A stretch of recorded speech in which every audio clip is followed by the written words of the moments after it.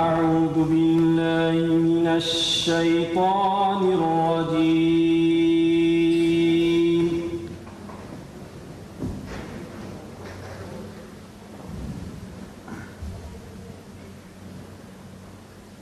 بسم الله الرحمن الرحيم.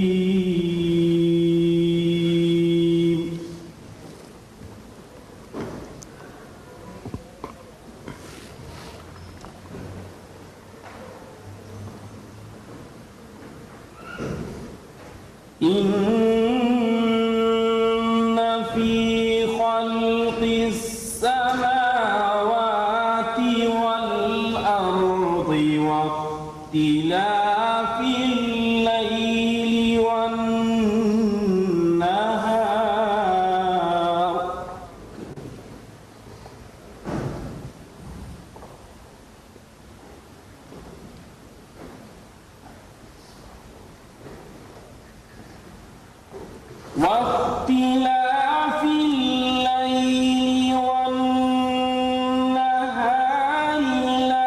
لآيات لأولي الألباب. ما شاء الله ما شاء الله.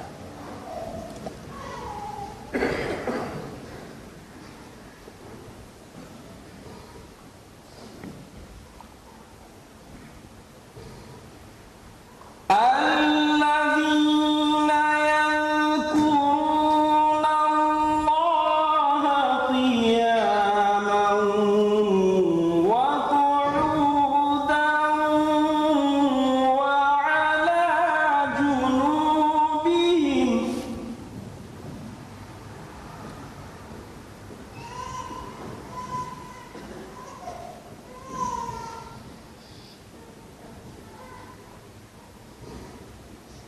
ويتفكرون في خلق السماوات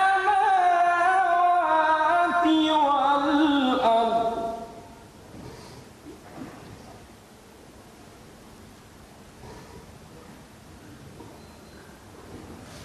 ربنا ما خلقت هذا باطلا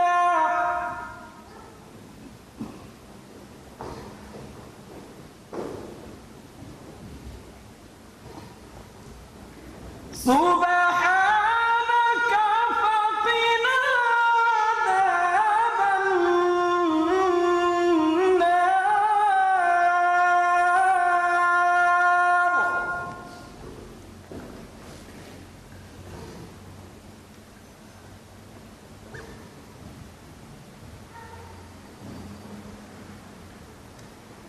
ربنا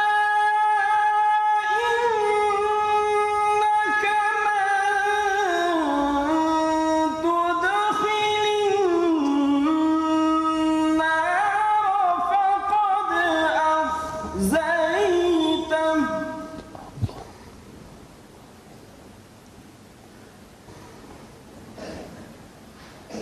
وما للظالمين من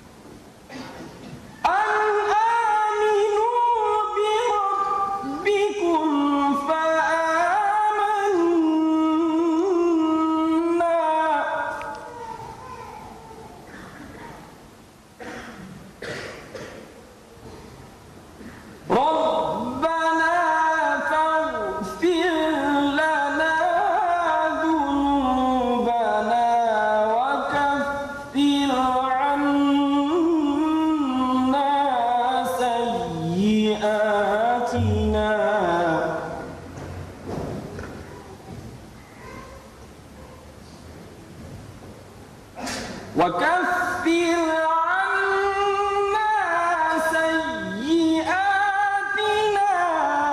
وتوفنا مع الأبرار. الله الله.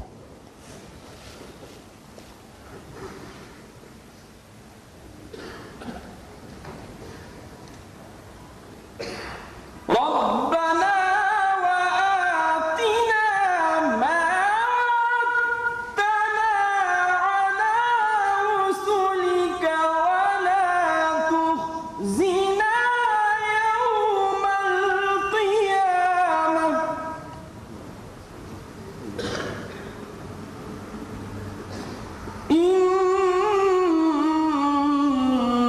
إنك لا تخلف الميعاد.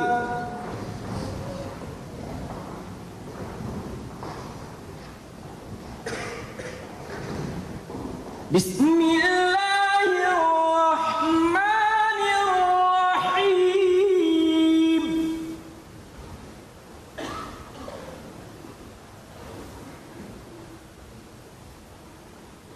لو أنزلنا هذا القرآن على جبل لرأيته خاشعا متصدعا من خشية الله.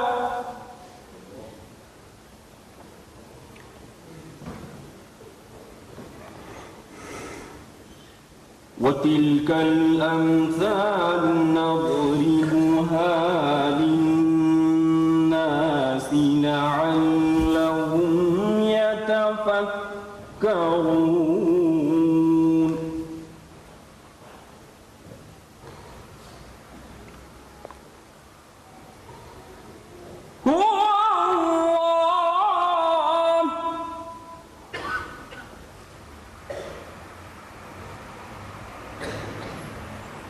هو الله الذي لا إله إلا هو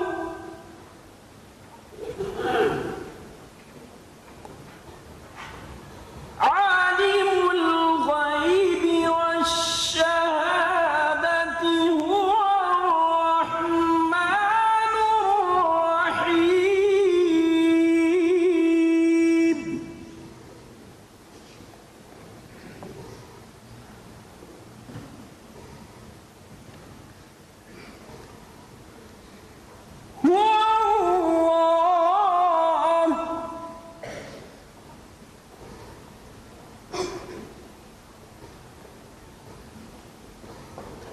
هو الله الذي لا إله إلا هو الملك القدوس السلام المؤمن المهيمن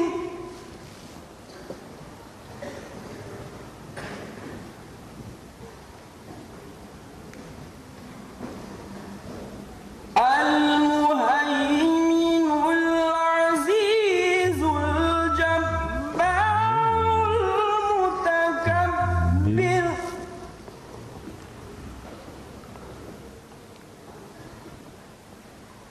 سبحان الله عما يشركون.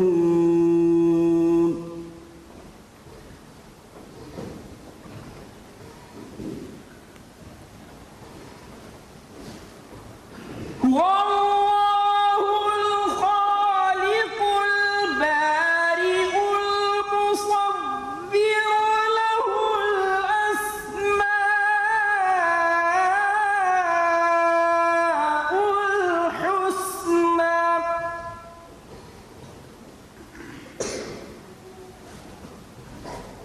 يسبح له ما في السماوات والأرض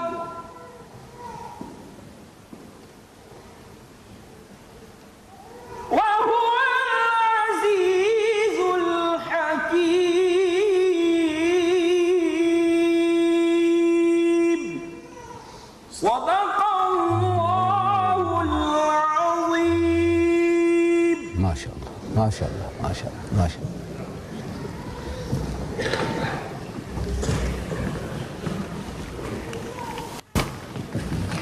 Jazakallah, Jazakallah. May Allah reward you very Muhammad Abdul Shadeed. According to, as you know, Muhammad Majid, they call that inimitable symphony, the very sounds of which move men to tears and ecstasy. Jazakallah. Ladies and gentlemen, this citation of Quran will be followed by the main topic, challenge of Islam. And you've been waiting anxiously for Brother Ahmad Deedat. So I will hand over to his mic to Brother Ahmad Deedat to directly speak to you. Brother Ahmad Deedat, topic, challenge of Islam.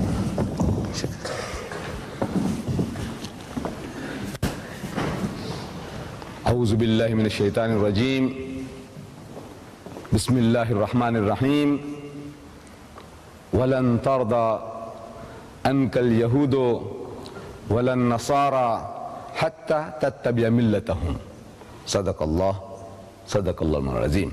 Mr. Chairman and my dear brothers and sisters, the subject, as the Chairman has announced to you, is the challenge of Islam.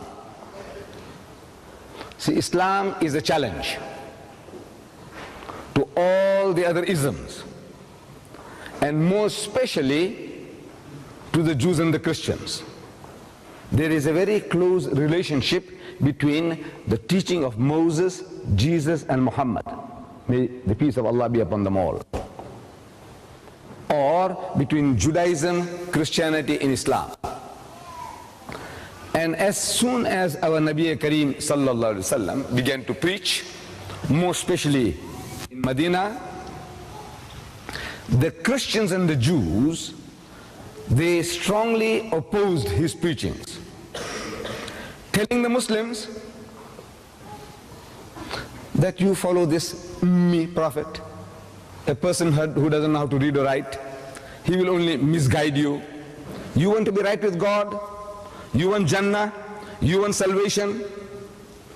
In that case, follow us. So Allah reminds us in the Holy Quran, He says, وَلَن تَرْضَى عَنْكَ الْيَهُودُ وَلَن نَّصَارَى حَتَّى تَتَّبِعَ مِلَّتَهُمْ.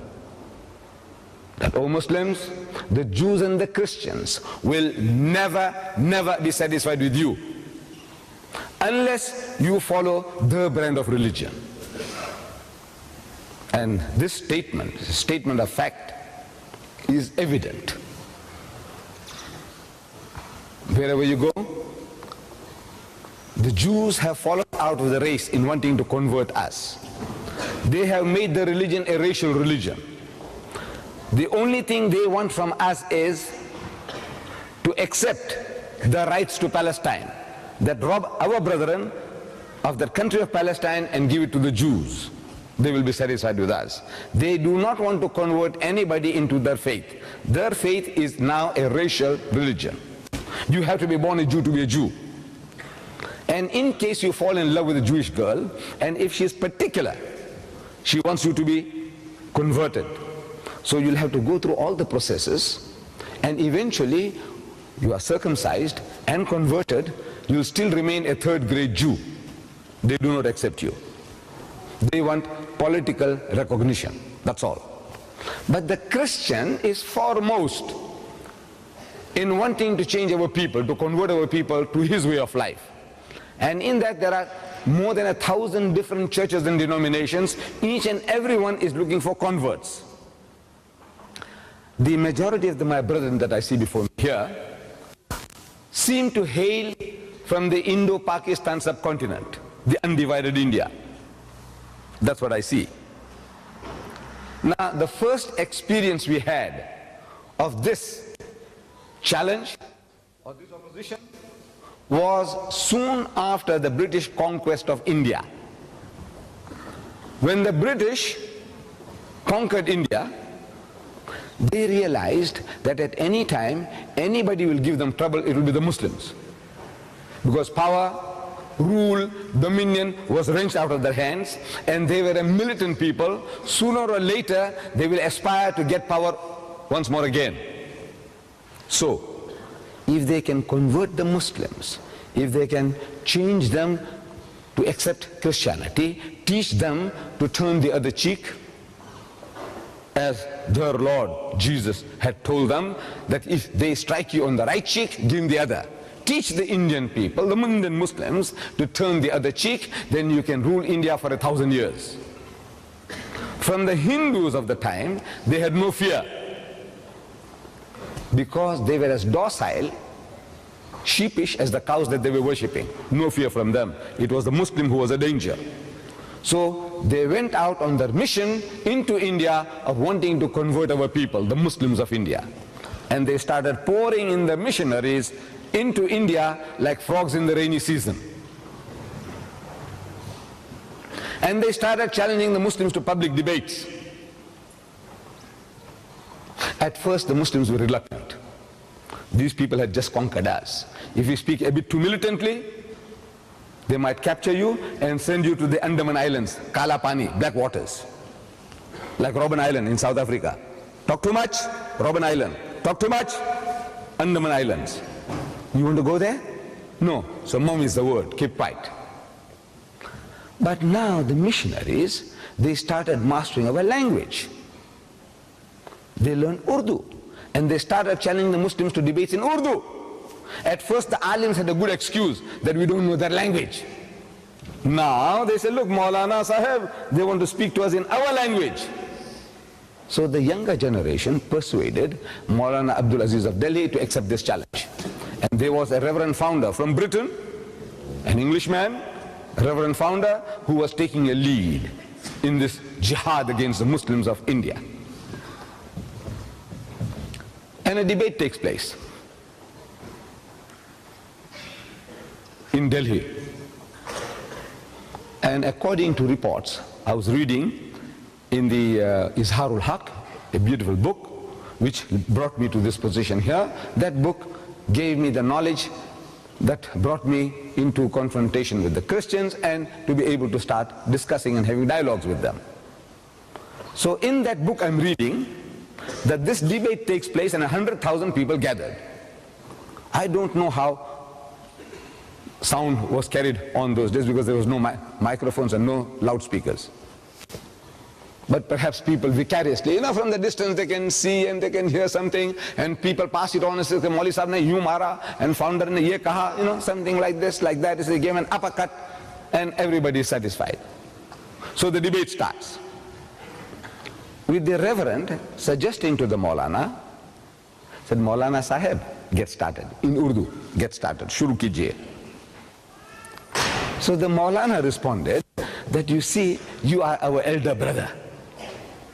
Christianity preceded Islam by 600 years. As such, you are 600 years our senior.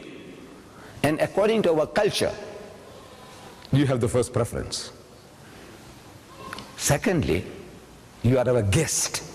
You are our guest. No doubt an unwelcome guest, but a guest at that. And according to our culture, you have the first preference.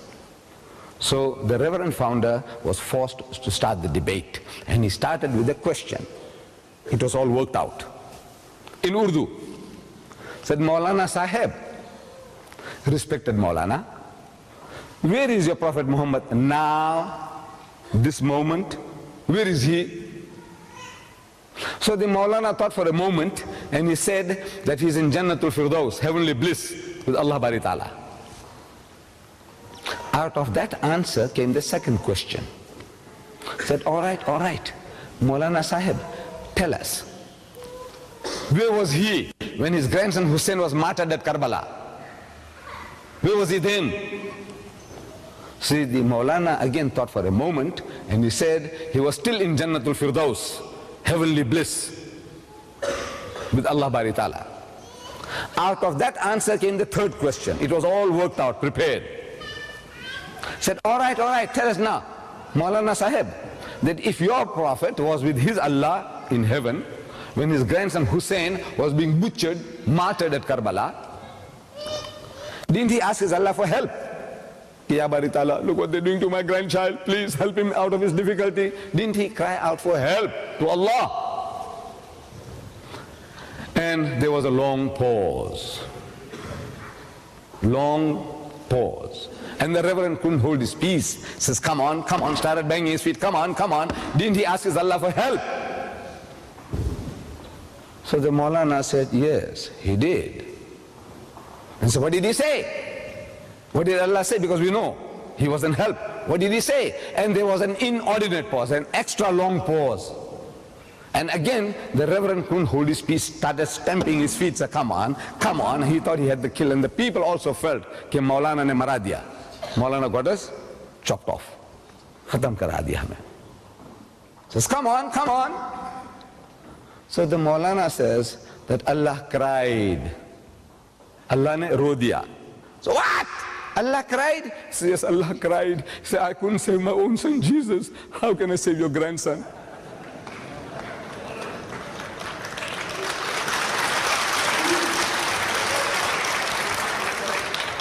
And the debate was over. You see, it was only a matching of the wits. It has nothing to do with facts. This is one trying to be cleverer than the other. As the saying goes, that twice armed is he whose cause is just. If you are on the right path, your strength is double because you know you're fighting for your rights. Twice armed is he whose cause is just. But thrice armed is he who gets in first. Like our Jewish cousins every time. We go into battle in 48, the guy gave us a hand. 56, he gave us a knockout. 67, another knock. For the first time the Muslims took the initiative was in 1973. And again, with the help of America, the Jews were able to restrain us. See? But the guy is getting in first. So now you are in the right. But the guy gets in first. He knocks you out.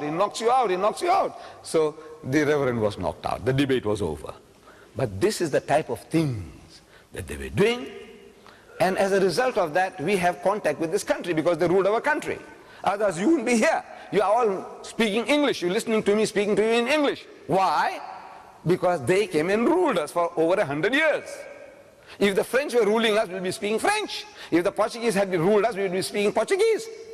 If the Spanish were ruling us, we would be speaking Spanish. Can't you see? You are all English-speaking people. What for? Because they ruled us. They are the one who created us, that we can talk to them in their own mother tongue now. Another example from this book, about another confrontation. You see, the Christian missionaries, they have the patience and the perseverance to follow up any opportunity. Unlike the Muslims. You see, you have an argument, a debate, a discourse with a non-Muslim, and you seem to have got him cornered. What do? You start going around boasting, say, well, I had him fixed up, man. I shut him up. Finished, you're satisfied. Not the Christian. He will follow you up day in and day out, until you are converted. Or you say, hey, don't darken my door again, otherwise I'll put a bullet through you, I'll put a knife through you. That you haven't got the guts to say that. Nor am I expecting you to do that. But unless you say that, that guy will never let you go. You give him a finger, he'll catch you by the hand, he'll never let you go. They have the patience and the perseverance which we haven't got. Shame on us. Shame on us. So this Christian missionary got stuck into an Arab sheikh. Day in and day out. Preaching to him that you're wasting your time, ya sheikh. Pray 5 times a day, up and down. You fast for 1 whole month and you straitjacket your life. You don't drink, you don't gamble, you don't eat the pig, and on and on. Allah is not hungry for that. You want salvation? You believe that He sent His Son into the world and He died for your sins, and salvation is yours. God Almighty, He came down to earth and He died for your sins. Believe and be saved. And He won't let go. Every day He's there. Every day He's there. He's making life miserable for this poor Arab sheikh. How is he to get out of the difficulty? So he plans a strategy. He tells his prime minister, his wazir, he said, look man, tomorrow when he comes, I want you to whisper something in my ears. Okay? He said, yes, that's all. And the missionary came. Assalamu alaikum. So the Arab, as usual, ahlan wa sahlan. Beautiful words of welcome. The most beautiful words of welcome in any language. Ahlan wa sahlan. Just think that you are a member of the family and sahal, be at ease. If you want to pick your nose, you may do so. Like in the army, say, stand at ease. Now you can do what you like. Ahlan wa sahlan. So the guy sits down and he starts. Same old story. So the minister comes along and whispers something in the races, in the chief's ears. And the chief began to cry, like a woman who has lost her husband. He started to cry. So the priest wants to know, what's wrong? What has happened? He said, don't talk. He said, come on, man, come on, please tell us. You know, we may sympathize with this. No, you can't. He's crying. Acting, actually he's acting. So the priest is more eager to know what has happened, what's the sad news. So he said, you know, I just got the sad news that Akhi Jibreel alayhi salam, the Archangel Gabriel, he died. Mamat mar gaye, Jibreel alayhi salam mar gaye. So the priest says, you fool, angels don't die. So the Arab Sheikh says, and you fool, you telling me that God died? Now see, this is the type of arguments that have been carrying on. But now they are becoming more sophisticated. You see, here is a book, the subject of this evening's talk, The Challenge of Islam. This one says in South Africa, but the challenge of Islam is everywhere.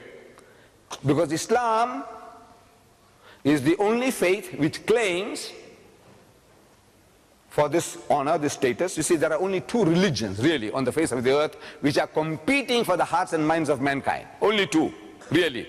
Two missionary religions, Christianity and Islam. They are the only two religions which are out to change people. So Islam claims to confirm, to correct, complete and supersede Christianity. It's the only religion which claims that. The Hindu would tell the Christian, he said, look man, you be a good Christian and I'll be a good Hindu. Leave me alone. The Buddhist will tell him, he said, look, you be a good Christian, I'll be a good Buddhist. Leave me alone. Not so the Muslim. The Muslim is told to tell him that God is one God, is not three in one. So, wala taqulu salasa. He's made to say, the Muslim is made to say, he said, look, don't eat the pig. Don't drink alcohol. Don't gamble. Don't be promiscuous. Shh. At every step, he is coming into confrontation with the Christian way of life. He is a challenge. He is a challenge. And like in South Africa, for 300 years, the Christians have been hammering at our people. 300 years. The first people that went there, they were taken there, were the people, a group of people in my country, in South Africa, called Malays.